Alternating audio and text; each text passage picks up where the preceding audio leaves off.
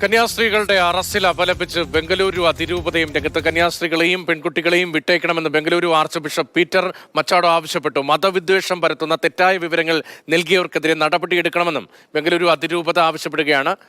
K P. Sreedharan വിവരങ്ങളുമായി. ശ്രീധരൻ, ഉറച്ച ശബ്ദത്തിൽ ഉറച്ച ഭാഷയിൽ തന്നെ അതിരൂപതകൾ ഉൾപ്പെടെ രംഗത്ത് വരികയാണ്. അല്പം മുമ്പ് തൃശൂരിൽ പരസ്യമായ പ്രതിഷേധം കണ്ടതാണ്. ഏത് തരത്തിൽ ഇടപെടലുകൾ നടത്താനാണ് ഉദ്ദേശിക്കുന്നത് ബംഗളൂരു അതിരൂപത ഉൾപ്പെടെ?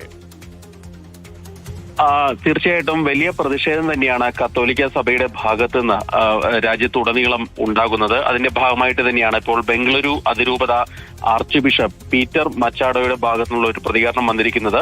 പ്രധാനമന്ത്രിക്ക് ഒരു കത്ത് എഴുതിയിരിക്കുകയാണ് പീറ്റർ മച്ചാഡോ.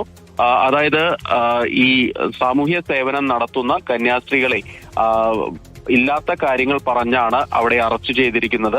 മതവിദ്വേഷം ഉണ്ടാക്കുന്ന തരത്തിൽ ചില ആളുകൾ അവിടെ പ്രവർത്തിച്ചു. അതായത് ഈ കന്യാസ്ത്രീകൾക്കെതിരെ വിദ്വേഷം പടർത്തുന്ന രീതിയിൽ ചില ആളുകൾ പ്രവർത്തിച്ചു. ഇവർക്കെതിരെ നടപടിയെടുക്കണം.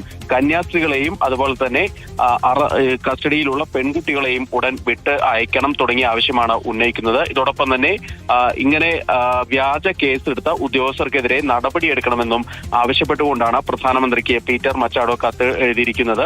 ഏതായാലും വ്യാപക പ്രതിഷേധം തന്നെയാണ് എല്ലായിടത്തും ക്രൈസ്തവ സമൂഹത്തിന്റെ ഭാഗത്തുനിന്ന് ഉണ്ടായിക്കൊണ്ടിരിക്കുന്നത്. അതിന്റെ ഭാഗമായിട്ട് തന്നെയാണ് ബംഗളൂരു അതിരൂപത ആർച്ച് ബിഷപ്പിന്റെ പ്രതികരണം വന്നിരിക്കുന്നത്. ശരി, കെ.പി. ശ്രീധരൻ ബംഗളൂരുവിൽ നിന്നാണ് വിവരങ്ങൾ നൽകിയത്.